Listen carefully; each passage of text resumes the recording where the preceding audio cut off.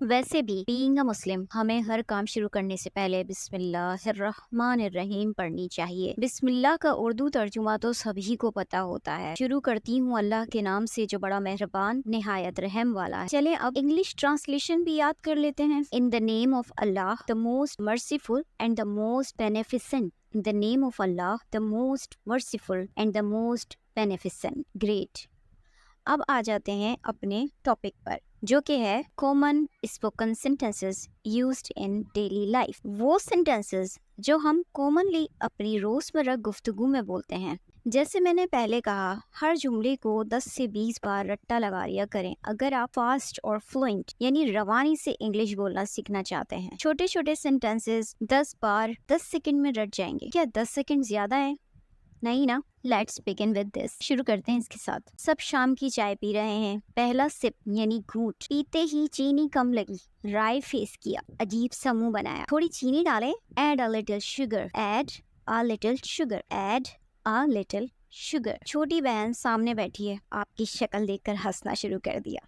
She began to laugh. She began to laugh. अब यहाँ देखें, अगर हम इस फ्रेज बिगेन टू को अच्छी तरह समझ जाते हैं तो कितने ही सेंटेंसेस खुद ही बना रहे हैं। बिगेन टू का मतलब होता है शुरू कर दिया। बिगेन टू शुरू कर दिया। फॉर एग्जाम्पल, उसने हंसना शुरू कर दिया। She began to laugh. उसने रोना शुरू कर दिया। She began to cry. उसने लड़ना शुरू कर दिया। He began to fight. उसने नाचना शुरू कर दिया। He began to dance. अब यहाँ जो प्रोनाउन का यूज है, he, she, they, whatever, जो भी आपके सामने है मौजूद है या जिसके बारे में आप बात करना चाहते हैं, तो वो प्रोनाउन आप यहाँ पे लगा सकते हैं। It began to rain. बारिश शुरू हो गई। Began to rain. बारिश शुरू हो गई। Let's proceed to next one. आपका दोस्त परेशान, हाथ में मोबाइल। What's up, dude? या what's up, bro? क्या बात है? क्या हुआ है? या सब खैरियत है? मेरा फ़ोन ख़राब है यार। My phone is out of order. My phone is out of order. मेरा फ़ोन ख़राब है। My phone is out of order. परेशान मत हो। Don't worry about that. Don't worry about that. Don't worry about that. चलो mobile repairing की shop पर चलते हैं और दिखा देते हैं। Let's go to the mobile repairing shop. Let's go to the mobile repairing shop. Let's go to the mobile repairing shop. दोस्त पूछता है, यहाँ से कितनी दूर है shop? How far is it from here? How far is it from here? How far is it from here? यहाँ से काफ़ी दूर है। It's a long way from here to market. It's a long way from here to market. It's a long way from here to market. या फिर ये भी जवाब हो सकता है, मुश्किल से 5 मिनट ही लगेंगे मार्केट जाने में। It takes hardly 5 minutes to get to the market. It takes hardly 5 minutes to get to the market. अब यहाँ पे जो वर्ड हार्डली है, इसका मतलब होता है मुश्किल से या फिर शायद ही। फॉर एग्जाम्पल, कल रात मच्छरों की भरमार थी, मुझे बहुत मुश्किल से नींद आई, या मुझे मुश्किल से ही थोड़ी बहुत नींद आई। I hardly slept last night. I hardly slept last night. मैं मुश्किल से सो सका last night. इसके अलावा I can hardly stand. बस में खड़े होने तक की जगह नहीं है, मैं बहुत मुश्किल से खड़ा हो पा रहा हूँ। I can hardly stand. I can hardly stand. बहुत से ऐसे लोग होते हैं जिनको आम नहीं अच्छे लगते। वो शायद ही कभी आम खाता हो, या अली शायद ही कभी आम खाता हो। Ali hardly ever eats mango. Ali hardly ever eats mangoes.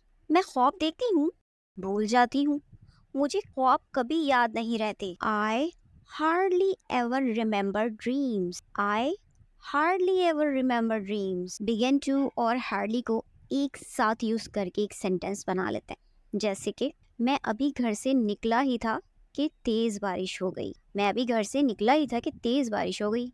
या तेज बारिश शुरू हो गई। I had hardly left home, I had hardly left home when it began to rain heavily.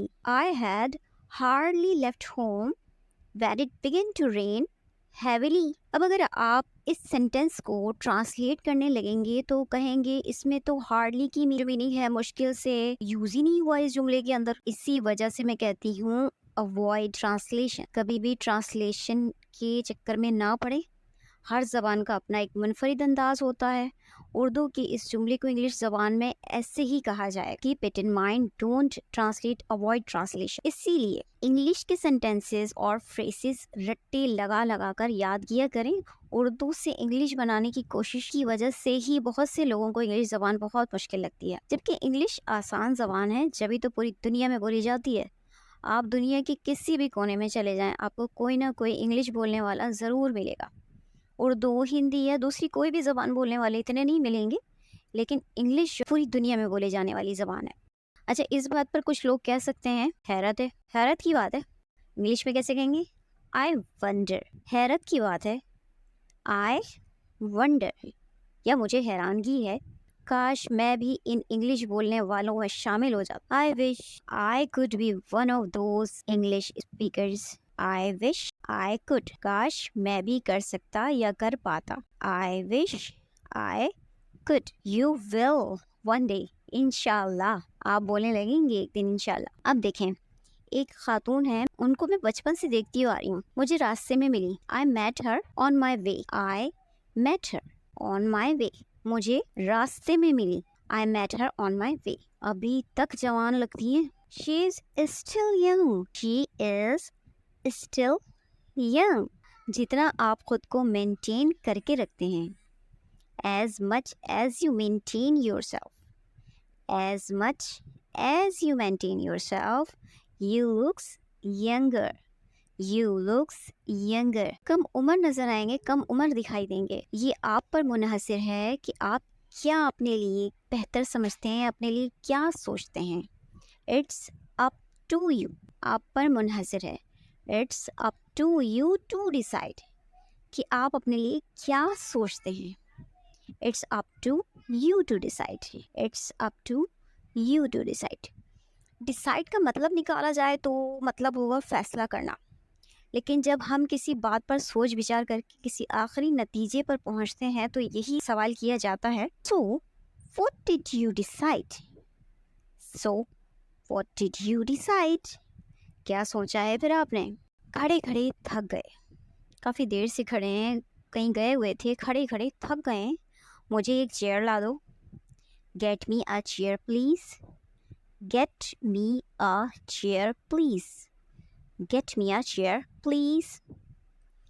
अक्सर रोड्स वगैरह की सफाई के दौरान बहुत धूल मिट्टी हो जाती है, सारी हवा में गर्दो गुबार फैल जाता है और आपको डस्ट एलर्जी है। I have an allergy to dust, I have an allergy to dust. Dust की जगह कुछ और भी यूज़ कर सकते हैं। किसी को तेज़ खुशबू से भी एलर्जी होती है, जिसे हम फ्रेगरेंस एलर्जी कहते हैं, और बहुत सारे लोगों को खाने पीने से भी एलर्जी होती है। तो खाने की चीज़ मतलब यहाँ डस्ट की जगह हम खाने पीने की फूड आइटम्स का नाम भी यूज़ कर सकते हैं। I have an allergy to this that etcetera.